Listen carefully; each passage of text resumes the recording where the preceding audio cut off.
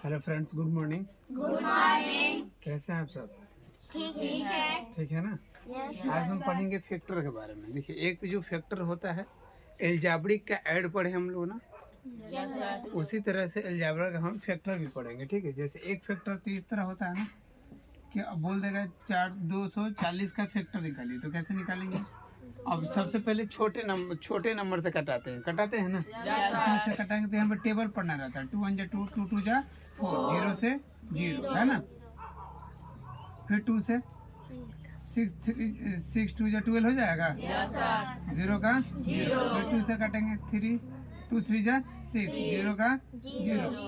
अब देखिए यहाँ पे 2 1 जा 2, तो फिर इसमें का 1 बचा ना। इसमें का 1 यहाँ पे गया तो कितना हो गया? 10 हो गया। 2 5 जा 10, 2 5 जा।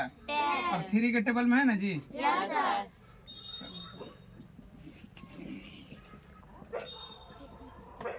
एक ये फैक्टर हो गया। ठीक है, अभी हम जो फैक्टर पढ़ने जा रहे हैं, देखिएगा ध्यान से। ये x² plus 5x plus 6, 5x plus 6। अब ये क्या है ना, अब इसमें ध्यान में क्या रखना है, यहाँ पे x कितना बार है? 2 बार है। 2 बार। ये 3 टाइप्स के होते हैं जो फैक्टर, ये एल्जेब्रिक फैक्टर होते हैं, ये 3 टाइप्स के होते हैं। ठीक है, तो पहला सीखेंगे, उसके बाद सेकंड थर्ड करके सीखेंगे। 9th क्लास में जाइएगा, 9th क्लास में तो टोटली फैक्टर सिखाया गया है उस बुक में। ठीक है, तब देखिए इस फैक्टर में क्या है ना, क्या अब यहाँ पे बीच वाले नंबर पे हम लोग ध्यान करते हैं। बीच वाले नंबर को हम क्या करते हैं, ऐसे 2 पार्ट्स में बांटते हैं कि ऐड करने पे ये बराबर आ जाए। माने इसे 2 पार्ट्स में बांटना है। इसे कितने पार्ट्स में बांटना है? 2 पार्ट्स में। ठीक है, 2 पार्ट्स में बांटने पर इसका 2 पार्ट्स में बांट देंगे। 2 पार्ट्स में बांटने के बाद जब ऐड करेंगे तो इसके बराबर आ जाने चाहिए। 5x का 5x आना चाहिए। और इसको ऐसे 2 पार्ट्स में बांटेंगे कि गुना करने पर ये 6 के बराबर आ जाना चाहिए। समझ में आ रहा है? Yes sir.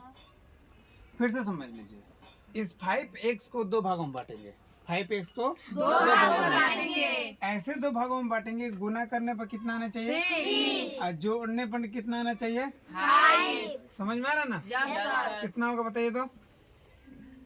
अब चलिए देखिए, यहाँ पे x की संख्या 2 को है ना, x² का x²।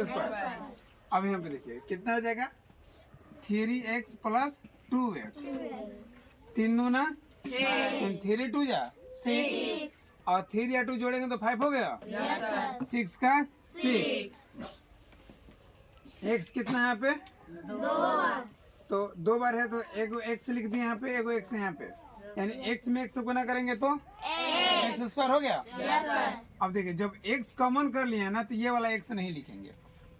जब ये x कॉमन कर लिए तो ये वाला x नहीं लिखेंगे। समझ में आ रही है ना? Yes sir. तो यहाँ पे सिर्फ क्या बचा? 3 बचा ना। प्लस 2 प्लस का प्लस। अब देखिए ये दोनों किस टेबल में है भाई? 2 के टेबल में है। Yes sir. और ये जैसा का तैसा यहाँ पे लिख देते हैं।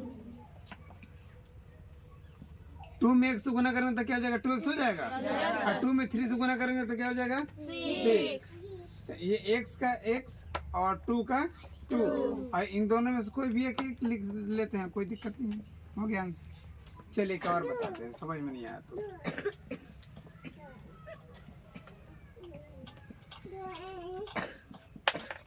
अब देखिए, अब यहाँ पे किसको डिवाइड कर 2 पार्ट्स में बांटना है? 7 को। इस बार समझ जाना है, 7 है ना, तो 7 को ऐसे 2 पार्ट्स में बांटेंगे कि गुना करने पर क्या आना चाहिए? 12। गुना करने पर कितना आना चाहिए?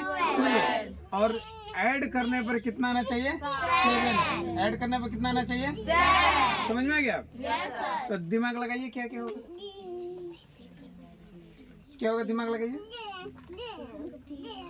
अब देखिए, इसे 2 पार्ट्स में बांटते हैं। एक हो जाएगा 4 और एक हो जाएगा 3। 4 में 3 से मल्टीप्लाई करेंगे तो कितना हो जाएगा? 4 और 3 जोड़ेंगे तो कितना हो जाएगा? 7। समझ में आ गया? Yes sir. अभी भी दिक्कत है? नहीं। x² का ये 4x और ये क्या हो गया? 3x प्लस 12 का 2x। कोई दिक्कत नहीं। अब यहाँ पे अब x कितना बार है? 2 बार। एगो x लिख दिए हैं। Yes sir. यहाँ पे एक x बच गया। जब x कॉमन कर लिए हैं, ये वाला x कॉमन हो गया ना, तो सिर्फ क्या बचेगा? 4। समझ में आ गया? अब देखिए ये अब सबसे सिंपल ये जैसा का तैसा लिख दीजिए, ये जैसा का तैसा। और यहाँ पे क्या है बेटा? 3 में x से गुना करेंगे 3x और 4 तियां 12 कोई दिक्कत? नहीं x में 4 x प्लस 4 और ये x प्लस 3 ये पहले लिखे चाहिए वाला पहले लिखे, कोई दिक्कत नहीं है कोई दिक्कत अब किसी को? नहीं। समझ में आ गया ना? यस सर चलिए करके दिखाइए।